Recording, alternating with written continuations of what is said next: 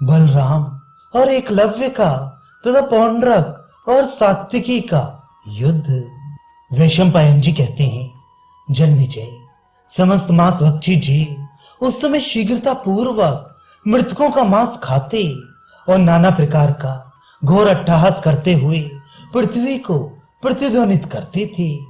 राजन, कच्चा मांस खाने वाले राक्षस और पिशाच बहुत सा रक्त पीते और नख से शिख तक मृतकों का मांस खाकर तृप्त होते थे।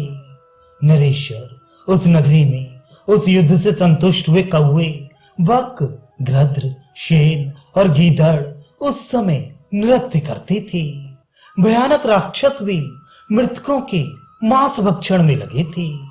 इसी बीच में वीर निषाद एकलव्य को चेतना प्राप्त हुई। समस्त पर्वतवासी निषादों को मारा गया देख कुपित हो गदा लेकर वह बलराम जी की ओर चला। राजन, उस निषाद राज ने बलराम जी की हंसली पर गदा से आघात किया। तब गदाधारी मदमत्त हलधर बलराम ने उस बाहुशाली क्रूर कर्मा निषाद को गदा से गहरी चोट पहुंचाई। फिर तो उन दोनों में गदाओं द्वारा तुमुल युद्ध होने लगा।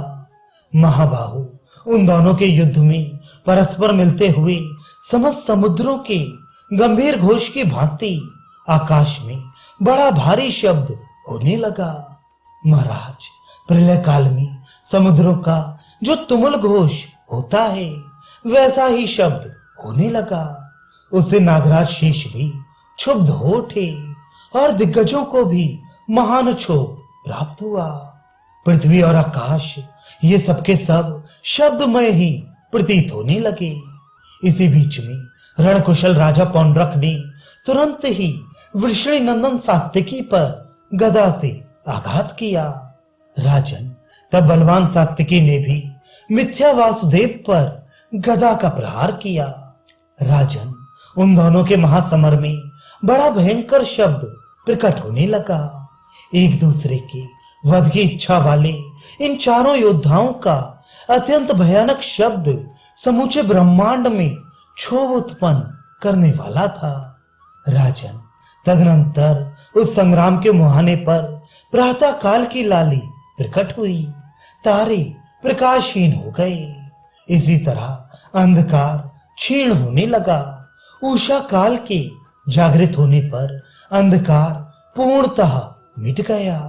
भगवान सूर्य का उदय हुआ और चंद्रमा क्षीण हो चले। राजन, भगवान भास्कर का उदय होने पर उन चारों बाहुशाली वीरों का महान युद्ध होने लगा, जो देवताओं और असुरों के संग्राम सा प्रतीत होता था।